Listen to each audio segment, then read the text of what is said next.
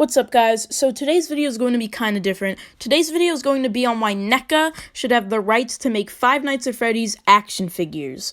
Now, before I get into the video, I'd just like to give a special thanks to Peanut Butter and Jacob. He gave me the rights to use some of his renders for my concepts, and he also gave me a link to his petition for Neca to make these figures. And it's linked in the description, so go subscribe to him and sign his petition.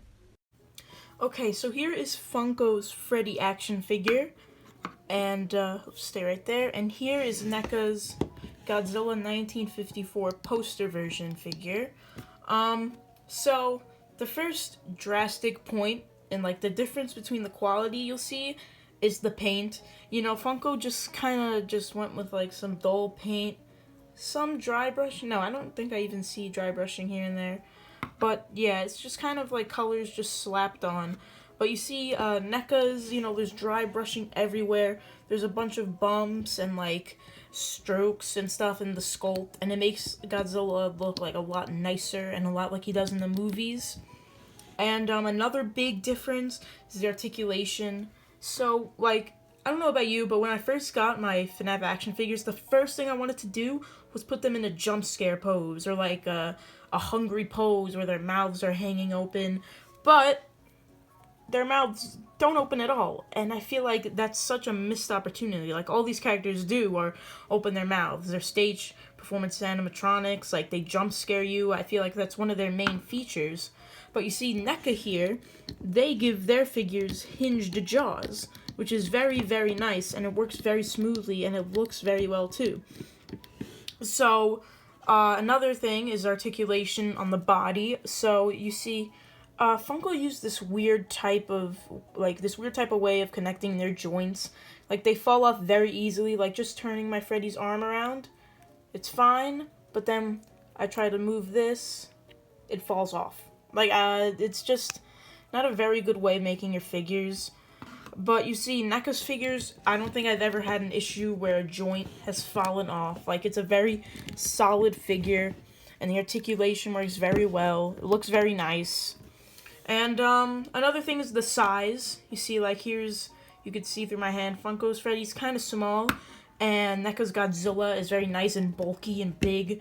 And I feel if Neca made Five Nights at Freddy's figures, their figures would be a little bigger and bulkier, kind of like their Godzilla figures. And the reason I'm comparing them to Godzilla figures and not their other stuff, like horror movie characters, is because I feel like they work well with monsters. Like, these kind of are monsters if you think about it. And I feel they would kind of use the same method they've been using with, like, monster figures like Godzilla, and put them into Five Nights at Freddy's if they made them. Now, for this next comparison, I'm going to move this Godzilla figure to the side and take out another figure I own, the Neca Pennywise spider arm version, I think it is. Now, the reason I'm bringing out this one and not Godzilla is because this figure came with a ton of accessories.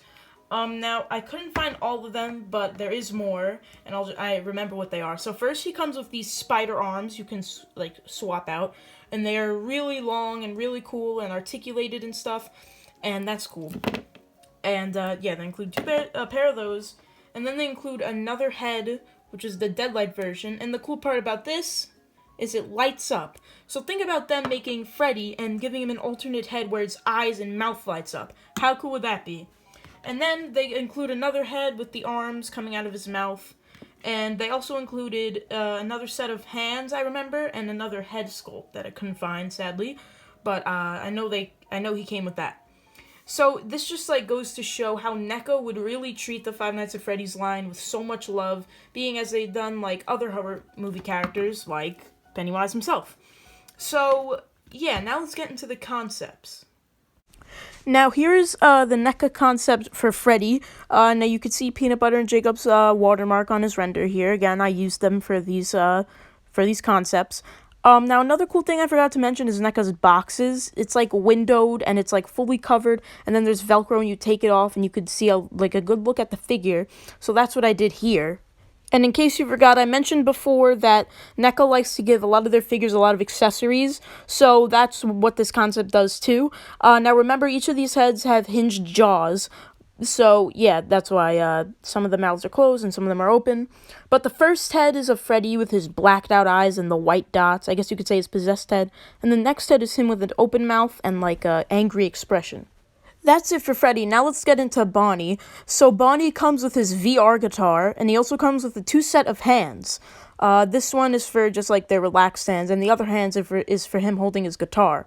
He also comes with an alternate head with his possessed eyes as well, and I assume that his ears would be articulated on hinge joints, and again, his jaw would be hinged, and I'm assuming his elbows would be hinged, and the shoulders would be on ball joints, and the legs would be on ball joints as well. The knees would be hinged, and the legs could probably be hinged and swivel. And this goes for the articulation for all the figures, remember this. And, yeah, that's Bonnie. The next figure is going to be Chica. Now, Chica comes with a few accessories. She comes with the cupcake, a face with her, like, eyes being crossed, or I guess facing opposite directions, and another head of her with her mouth open and her eyes blacked out and the white dots in them, or her possessed head. I guess I'm just going to call them that. And, yeah, remember, again, these jaws are hinged, so if they're open, that's just how they're going to be displayed in the box.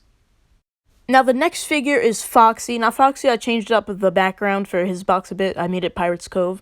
But Foxy comes with 2 alternate heads and no things for him to hold, because there's nothing he can hold. One of them is with his eye patch flipped open and his eyes looking to the side a bit. And another one with his eye patch open again and his blacked out eyes. The next figure is of Endo01, and you might think that this figure won't sell well, but honestly, I think it would. I think a lot of people would want to take off their animatronics heads and put, like, the endoskeleton on, and, yeah, I think I would want to do that. I don't know about you guys, but I think he actually would sell well, and his alternate head is the one with those weird black and red eyes. Now, the last concept is of an accessory pack. Neca made this with their It line, so I'm sure they could probably do it for Five Nights at Freddy's. Now, this one comes with Golden Freddy. Now, for Golden Freddy, only his arms and head is movable, because it's kind of impossible for any of their figures to make Golden Freddy's slouching pose, so that's why I made it like that. And he also comes with an alternate head where there's white dots in his eyes.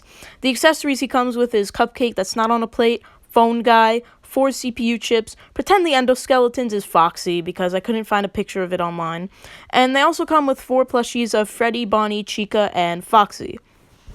So yeah, guys, that is it for my concepts of NECA Five Nights at Freddy's figures. Now, again, remember to subscribe to Peanut Butter and Jacob and sign his petition, links in the description. And another thing I forgot to mention about NECA is that the price point would probably be up from Funko's price of, I think, $11.99. NECA would probably make their figures either $25 to $30, the accessory pack probably being $40. And, yeah, that's probably the only downside, but I definitely pay that for this line. So, yeah, guys, thank you for watching. Remember to subscribe to Peanut Butter and Jacobs and sign his petition, and goodbye.